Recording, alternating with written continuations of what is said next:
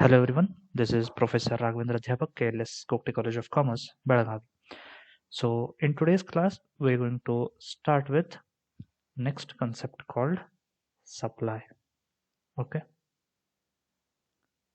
So in the last class, we already studied some problems on trend projection, correct? So in today's class, we start with the next concept called supply. First, we will see what is the meaning of supply. Supply of commodity refers to the quantity of commodity which seller is willing and able to offer for sale at a particular price during given period of time. Okay, so what it means, what is a supply? Supply means nothing but at which price and at which given period of time the seller is ready to sell that particular product or supply that particular product. Okay, next is law of supply. What law of supply say? That in the earlier classes we already studied that law of demand. Okay, so what law of demand says? The consumer will purchase more and more at a lower price and less at a higher price, correct? Now law of supply is exactly opposite to that concept.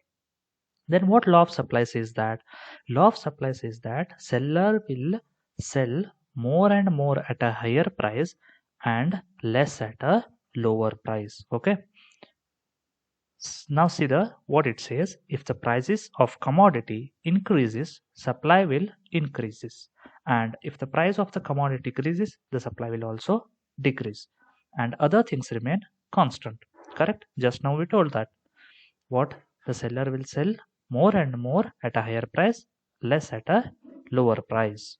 Okay, next is supply schedule. What is supply schedule? Supply schedule is nothing but a tabular presentation of price and quantity supply relationship. Okay, so next we are going to see how this relation can be explained.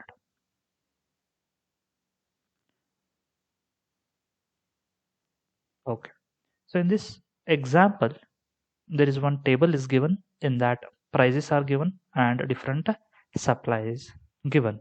Okay, table says that when the price is rupees 1, the supplier will supply that particular commodity or a product at a 10 quantity. Okay, 10 units. When prices rise from 1 to 2, then supply will be 15, then 2 to 3, 20, 3 to 4, 25, 4 to 5, 30. So like that, when prices goes on increasing, the supplier will also supply more and more. So this is the concept of supply. Okay, now we will see how this graphically represent. Okay, so below this table you all can see that there is a diagram by which you can understand that there is increase in the supply when there is increase in the prices. Okay, when price is rupees 1, supply was 10. When price rise to 2, then it is 15, then it is 20. Like that it goes on increasing by 15 to 20, 20 to 25, 20 to 30. Like that, whenever the price goes on increasing, the supply will also increase. Okay, next is assumptions of law of supply. Okay, so in case of demand also we studied certain assumptions to that particular law of demand. In same manner, for the law of supply also there are certain assumptions. Okay, that we will see now. First one is no change in the cost of the product.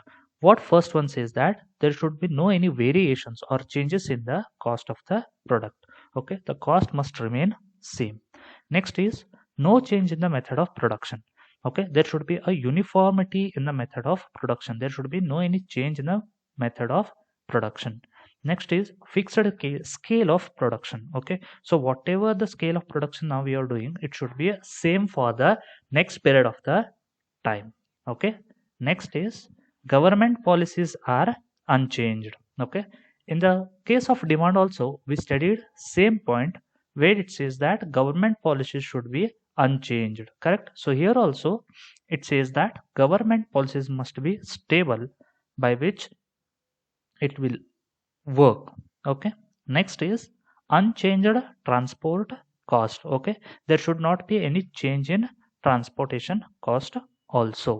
Next is the price of substitute held constant. Okay, so last assumption says that the price of the substitute products are also should be same or constant. So these are the certain assumptions of law of supply. Next, we will study determinants of supply. What are the determinants? Means the factors which influence the supply. This is called as determinants of supply.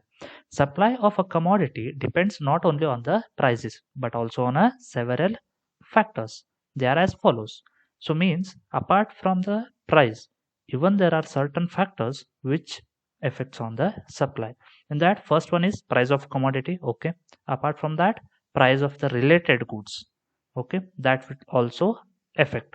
For example, I already told that about tea and coffee. If the prices of tea increases, the customer will prefer having the coffee.